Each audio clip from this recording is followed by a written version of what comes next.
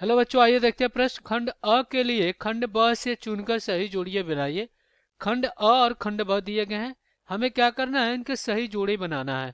तो हम क्या करेंगे, मुख्य अवधारणा लिखेंगे। मुख्य अवधारणा, तो ये क्या होगा इस प्रश्न के लिए। तो देखिए, पूरक कोण पता है हमें।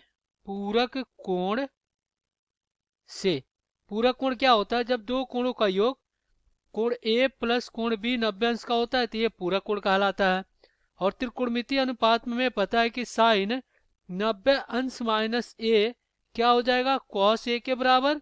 और कॉस 90 अंश माइनस ए ये हो जाएगा साइन ए के बराबर। और हम क्या करेंगे, इसमें एक सर्वसमका लिखेंगे। सर्वसमका की बात करें तो हमें पता है कि सेक का वर्ग थीटा माइनस टेन का वर्ग थीटा बराबर क्या होता है, एक होता है। ये हमें पता है कि अर्धवृत्त में बने कोण क्या होता है, समकोण होते हैं।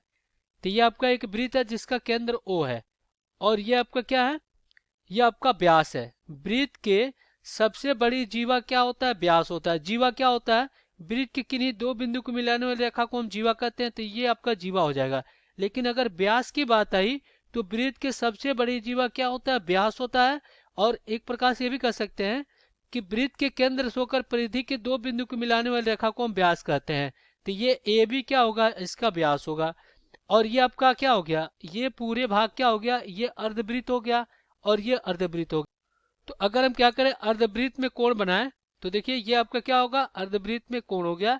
और ये कितना होता है, 90 अंश का होता है। हमें पता है अर्धवृत्त में बने कोण समकोण होता है, तो ये क्या हो गया आपका 90 अंश हो गया। चलिए हम क्या करते हैं, इसको हल कर लेते हैं।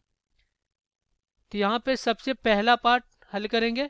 ये क्या है, साइन 90 अंश माइनस थीटा क्या होता है, तो साइन 90 अंश माइनस थीटा आपका कॉस थीटा होता है। ये हो गया। अब इसका मिलान किससे हो जाएगा, देखिए ये कॉस थीटा, तो ये हमारा पहला यहाँ पे चला आएगा। अब आप देखिए दूसरे को हल कर रहे हैं। दूसरा ये क्या है, टेन का वर्ग थीटा और प्लस एक। तो यहाँ पे इसको हल करने के लिए देखिए हम क्या करेंगे, एक की जगह क्या रख देंगे, सेक का वर्ग थीटा माइनस टेन का वर्ग थीटा। तो ये क्या हो जाएगा, टेन का वर्ग थीटा और प्लस में क्या हो जाएगा, सेक का वर्ग थीटा और माइनस में टेन का वर्ग थीटा। तो ये क्या होगा, इससे कट गया। तो अपने पास क्या बचा, अपने पास सिर्फ बच गया सेक का वर्ग थीटा। तो ये हमारा दूसरे का हल है। अब दूसरे का हल है तो इसको हम मिला देते हैं। दूसरा कहाँ पे जाएगा, दूसरा आपका आ जाएगा यहाँ पे, देखिए ये वाला, ये आपका चला आया दूसरा।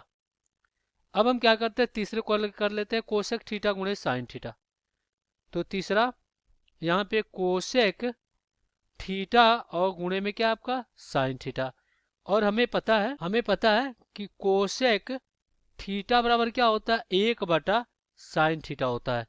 तो यहाँ से क्या हो जाएगा, 1/साइन थीटा और गुणे में क्या हो जाएगा, ये हो जाएगा साइन थीटा। तो इससे कट गया, कितना आ गया, एक आ गया। तो हमारा तीसरा है। और तीसरे को हम किससे मिलाएंगे, देखिए ये हम सतवें से मिला देंगे। तो ये अपना क्या आ गया, ये तीसरा आ गया। चलिए ये हो गया। अब हम क्या करते हैं, चौथा, अर्धवृत्त में बने कोण की माप देखिए यहाँ पे बना दिए हैं। अर्धवृत्त में बने कोण का माप कितना होता है, 90 अंश का होता है। तो यहाँ पे चौथा क्या आपका, चौथा यहाँ पे लिखते हैं अर्धवृत्त में बने कोण समकोण होते हैं, समकोण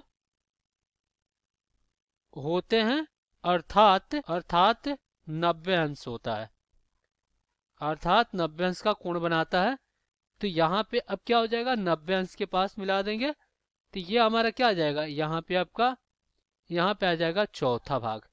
अब पांचवा भाग क्या है, किसी वृत्त के सबसे बड़ी जीवा क्या होती है, व्यास कहलाती है। तो देखिए ये क्या हो गया आपका, व्यास हो गया। देखिए सबसे बड़ी जीवा है। तो चलिए यहाँ पे लिख ले, यहाँ पे हम क्या करते हैं, पांचवा के लिए हम क्या कर रहे हैं, एक वृत्त बना ले रहे हैं। ये आपका वृत्त है, इसका केंद्र है और इसको हम मिला दे रहे हैं। ये आपका पी क्यू क्या हो गया, ये आपका व्यास हो गया। वृत्त की सबसे बड़ी जीवा क्या होती है, व्यास होती है। तो यहाँ पे लिख लेते हैं ये आपका किस पे आ गया, पहले पे आ गया, पांचवा।